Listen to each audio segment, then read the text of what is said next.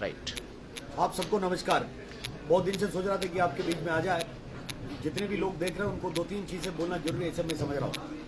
वो इसलिए समझ रहा है क्योंकि भारत रेल की सवाल है, ट्रेड यूनियन की सवाल है, नेशनल रेलवे मजदूर यूनियन की सवाल है, ऑल इंडिया रेलवे फेडरेशन की सवाल है, देश के 17 जोन के यूनियनों की सवाल है। मैं इसलिए आपके बीच में कहना चाहता हूँ क्योंकि बहुत सारे विषयों में हमारे जो नौजवान साथी हैं बहुत सारे सवाल किया जाता है, उसका बीच बीच में जवाब देना जरूरी है। एक तो उनकी प्राथमिकता है न्यू पेंशन स्कीम जो है, उसको ऊपर कब ओल्ड पेंशन स्कीम होगा, ये एक सवाल चलते रहता है। ये आप लोगों को पता कि हमारा ऑल इंडिया रेलवे फेडरेशन के प्रयास से, आदरणीय महामंत्री के प्रयास से बहुत सारे काम उसमें कर चुके हैं। बाकी उसके अंदर बहुत सारे काम करना बाकी हैं, जैसा मिनिमम गारंटीड पेंशन है, इसको करना बाकी है। लेकिन लोग कहते हैं कि कहीं आंदोलन करने की जरूरत है। आंदोलन करने की जरूरत का मतलब कोई फेसबुक में आंदोलन नहीं करा जाता है ना। जैसे एक्ट अप्रेंटिस लोग अपने अभी उनके कुछ सुविधा करके देने का काम हम दिल्ली ने किए हैं, फिर भी हमारे कुछ एक्ट अप्रेंटिस लोग बात करते रहते हैं। मुझे ऐसा लगता है कि सोशल मीडिया के अंदर भी वो लोग कितनी बात को देख रहे हैं नहीं देख रहे हैं हमें पता नहीं। अभी कुछ दिन पहले आपने देखा होगा कि रेल के अंदर 4200 ग्रेड पे का जो खास करके टेक्निकल जो सेफ्टी से जुड़ा हुआ सुपरवाइजर है, इनका यूनियन के अंदर काम नहीं कर सकता, ऑफिस पर बन नहीं सकता, एक मैसेज आया। सारे लोगों ने इसको फैलाने का काम किया, जबकि हमने देखा हमारा जो महामंत्री जी ने रेल मंत्रालय से ऑर्डर लेके इसको फेक ऑर्डर करके लोगों के बीच में भी देने का काम किया। मैं आपको इसलिए कह रहा हूँ, ऐसे बातों को हमारे लोग जब तक कंफर्म नहीं करते किसी बात को लोगों के बीच में फैलाना नहीं चाहिए।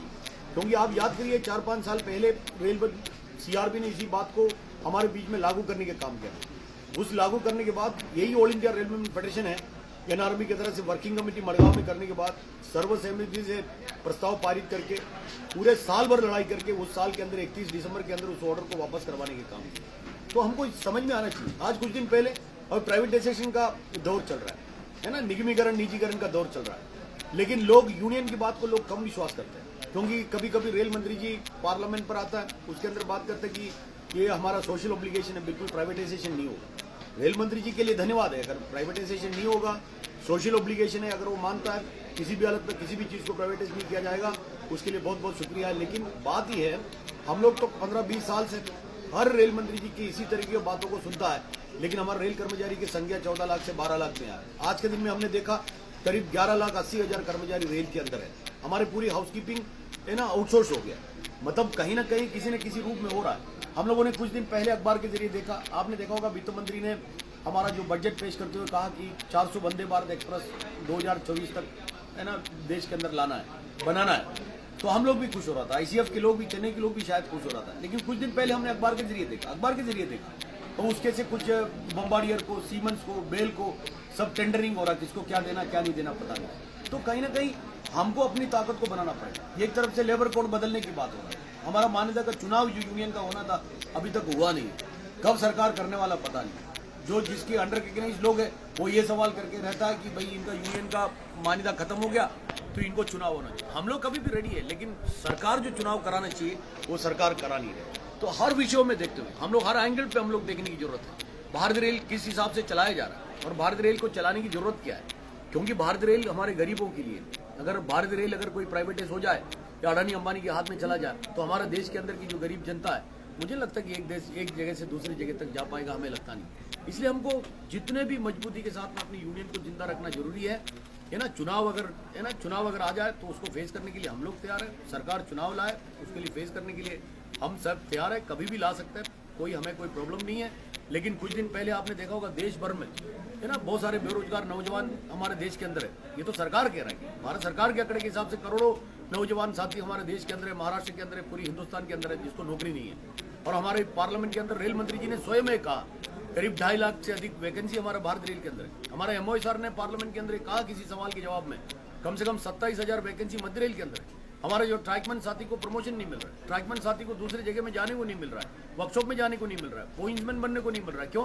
क्योंकि रेल बोर्ड का जो आदेश है, रेल मंत्रालय का जो नियम है, जो 10% से अधिक वैकेंसी होगा तो जीएम के अप्रूवल के बगैर जा नहीं सकता। पोइंट्समैन वैकेंसी, सेफ्टी कैडर में सारे कैटेगरी में वैकेंसी। तो हमें ऐसा लगता है आज के दिन में बाकी सबको साइड में रखते हुए जो 27,000 मध्य रेल की हो या 2.5 लाख से अधिक जो भारत रेल की हो, जो वैकेंसी भरने की बात हम लोग करना चाहिए तेजी के साथ। और मुझे पूर्ण विश्वास है हमारा जो महामंत्री जी है, हमारा एआरएफ के, अभी हमारा 11-12 को हमारा उज्जैन के अंदर ऑल इंडिया रेल फेडरेशन का अधिवेशन होने वाला है, उसके अंदर कुछ ना कुछ निर्णय लेगा, प्रस्ताव बन रहा है, उसी के ऊपर कार्रवाई के लिए अगर बात होगी, ये ना वैकेंसी भरना चाहिए, प्राइवेटाइजेशन होने नहीं देंगे। कोंकण रेलवे को है ना निगमीकरण का प्राइवेटाइज करने के चक्कर में वो अलग एक धंधा चालू है, इसको सब रोकने के लिए एक ही है, हमको कहीं ना कहीं एक ताकतवर बन के हम लोग कहीं ना कहीं आंदोलन की रूपरेखा बनाना पड़ेगा, लोग बीच में जाना पड़ेगा। तो हमें पूर्ण विश्वास है हमारा महामंत्री जी आने वाले दिनों में जो भी आदेश देगा उसमें पूर्ण रूप से हमें लोगों ने कहने का काम किया। भाई मध्य रेल की जहां तक सवाल है, आधा घंटे के अंदर एक बार अगर आदेश दिया, आधा घंटे से 31 मिनट नहीं लगेगा मध्य रेल बंद करने के लिए। हमेशा हमने बोला है, पहले भी जब भी भूतपूर्व महामंत्री जेपी चौबे साहब था, आज भी हमें याद है रनिंग एलेवेंस कमेटी की जो बात था 2002 के अंदर जब मीटिंग किए थे, वहां हम लोगों ने नारा दिया था, जब अगर आप आदेश करोगे आधे घंटे के अंदर मध्य रेल बंद करने का ताकत हम लोग रखते हैं। उसी बात को आज फिर से दोहरा रहा हूँ, जब भी एआरएफ का महामंत्री जी अगर कोई आदेश देगा, आधा घंटे से 31 मिनट भी नहीं लगेगा, मध्य रेल बंद करने के लिए उतनी ताकत रखने वाले हम लोग हैं।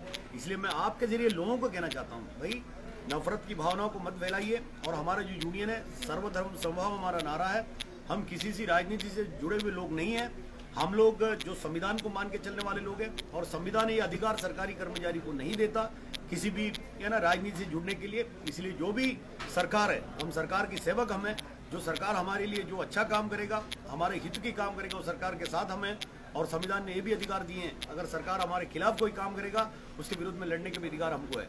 इसलिए हम ये उम्मीद करते हैं, है ना, फेडरेशन के अधिवेशन के अंदर जिस प्रस्ताव को पारित करके आगे आने वाले दिनों में मान्यता का चुनाव को लेके, वैकेंसी को भरने के बात को लेके, न्यू पेंशन स्कीम की बात को लेके, और आक्षेप की जो बाकी रहे हुए बात को लेके, बहुत सारे काम करके देने का काम किया, तो उस बात के लेके, ये सारे के सारे बातों को लेके आंदोलनात्मक लाइन में आने वाले दिनों में चलने का उम्मीद है। इसलिए आप लोग सब बिल्कुल हमारे साथ रहिएगा, बीच बीच में कोई सवाल रहेगा तो हमसे पूछ रहिएगा। यही मुझे लगा कि आपके बीच में इतनी एक 10 मिनट आपसे बात करने की जरूरत है, नहीं तो आप लोग भूल जाएगा, इसलिए हम आपके बीच में आए। आप लोग खुशामल रहे। कोविड के 3 वेव खत्म हो गए, चौथे वेव आएगा ऐसा दुनिया कह रहा है, चाइना में आए कह रहा है, लेकिन हम लोग सारे शक्तियों से प्रार्थना करते हैं कि ऐसी कोई वेव भारत के अंदर, हमारे जो दुनिया के अंदर ना आए। हम लोग खुशामल जैसे 2019 में जैसे जिंदगी जी रहे थे वैसी जीने का मौका मिलेगा, ये बोलते हुए आप लोग धन्यवाद देते हुए मेरा 2 शब्द समाप्त करता हूँ। भाई लाल सलाम, धन्यवाद, इंकलाब जिंदाबाद।